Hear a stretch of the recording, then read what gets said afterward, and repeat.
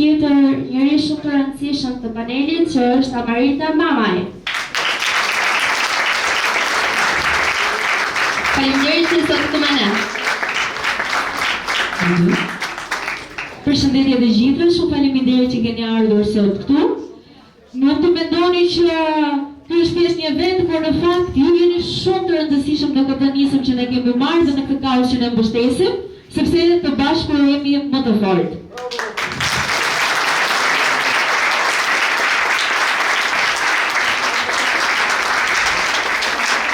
Sot jemi vjedhur jo vetëm për të folur, por edhe për të kuptuar përgjegjësinë që ne kemi ndaj njëra tjetrës dhe ndaj shoqërisë tonë. 25 nëntori është një ditë e dhimbshme, por e domosdoshme. Një ditë që na vërret të mos heshtim dhe të përballemi me dhunën ndaj grave. Si artiste dhe si punonjëse sociale, unë kam parë dy botë që takohen.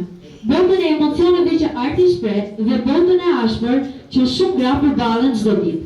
Kam takuar gra që pozicioneshin në skenë, por që qajnë pravadyrëve të mbyllura.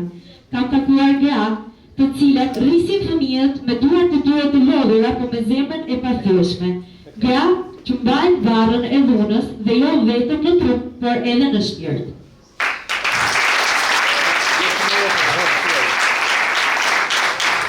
Shumë prej tyre vijnë nga realitetet e varfra, nga familje të thyera, nga rrethana të vështira sociale.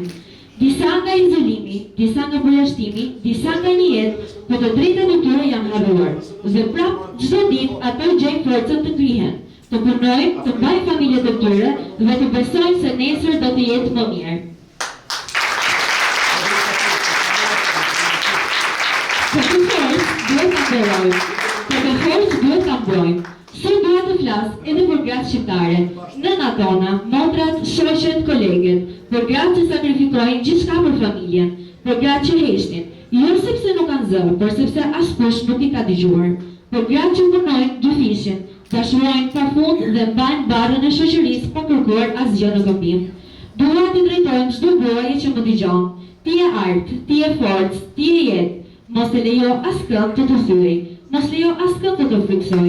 Dhuna nuk është dashuri, nuk është familje, nuk është sakrificë. Dhe këtu e theksoj me të madhe që dhuna është shpirt. Sot më shumë se kur, na duhet solidaritet. Na duhet që të mos pastrojmë zemrën me justifikime, por ta emërojmë dhe ta luftojmë. Na duhet që çdo grua të di se ka ku të shkojë, ka ku të therras, ka kush e mbron. Si artiste, premtoj të vazhdoj të përdor artin si një dritë që ndriçon realitetin. Si punonjëse sociale, premtoj të mos lodhem duke u bërë zë i grave që ende guxojnë të flasin. Dhe si grua, premtoj të qëndroj për krah çdo gruaje tjetër, sepse dhuna mund të hesh një person, por nuk mund të hesh një shoqëri të bashkuar.